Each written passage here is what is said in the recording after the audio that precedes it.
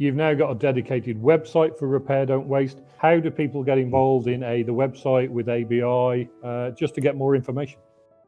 Yes, because obviously the movement is growing, we launched repairdontwaste.com. We are perhaps the only organization, the only movement focusing more on the industrial side of things, So they can come on the website, they'll be able to learn about the equipment required in order to set up an in-house repair facility, repair lab.